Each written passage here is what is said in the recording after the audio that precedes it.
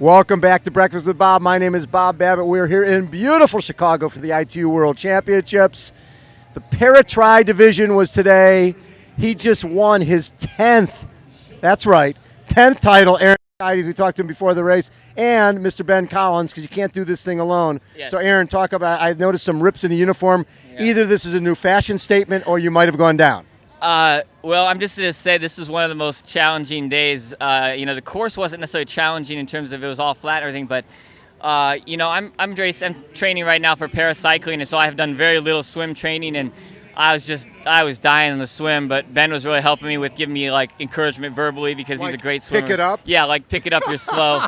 And pick it up, loser? Yeah. Come on. And we got to gain 3 minutes and 18 seconds back on the totally blind guys. Did you really? Well, yeah. So they start the right. factor. So so we just got to put our heads down and go on every aspect until we catch them. And on the bike, it just was wet still, and the paint on the roads.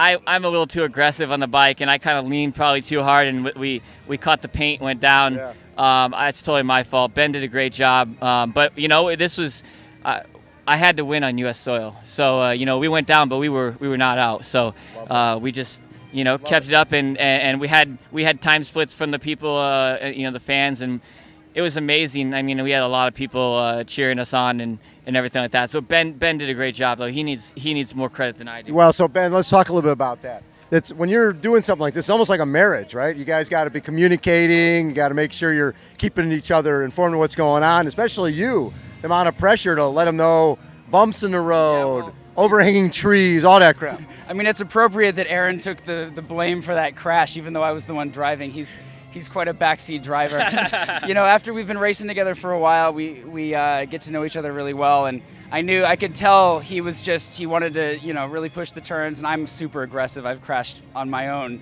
plenty of times, so I was kind of willing to keep pushing, and we just went over that line and crashed. But, racing with Arron, it's like you can feel the power behind you. He's just a total horse on the bike. He's so strong, and so I always feel like I'm just emptying my tank, trying to stay with him, trying to do what I can just to not let him down. So first, you remember the first time you raced with this guy, and what surprised you about guiding someone? I remember guiding Tom Sullivan back in the day, and I was a nervous wreck because you're on sensory overload. You got to be aware of everything out there. How was it the first time when you did that? So the first time was back in 2007, and actually, there's been an evolution. Arron's sight has gotten a lot worse over the years. Yes. And so in 2007, I got to say the surprise was that how easy it was. Arron could kind of see enough to know what was going on, and I didn't really have to point out that much stuff. And now it's like verbal, just a running dialogue the whole time now. It's, Arron's to where I'm pointing out potholes and curbs and carpets and changes in pavement.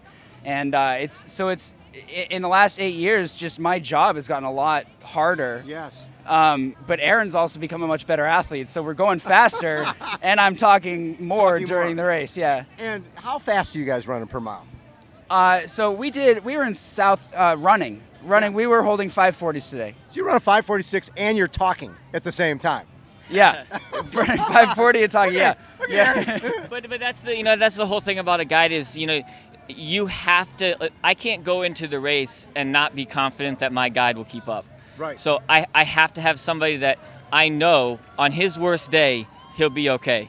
So that's really good when he's able to talk to me because I know that he's okay. That physically that he can observe and be very alert because when you're redlining you can't be very alert, and so I need him to be really alert, and that's why I need a guy that can always keep up with me on his worst day. So love that. Well, congratulations. Thank you very much on win number 10. Yes, that is awesome. Thank you very much. All right, and good luck with paracycling. I'll see you in Rio maybe. Hopefully Absolutely. You'll be in Rio. I will be in Rio. I'll Ben, be there, thank you, buddy. Appreciate your time. Yeah, anytime. Again, this is Breakfast with Bob. My name is Bob Babbitt. We are at the ITU World Triathlon Championship covering the PC division today, the Paratri. Next year, Paratriathlon will be in the Paralympics for the first time ever. We are brought to you by Epson. We're airing on triathlete.com. Hold on, everyone. We will be right back.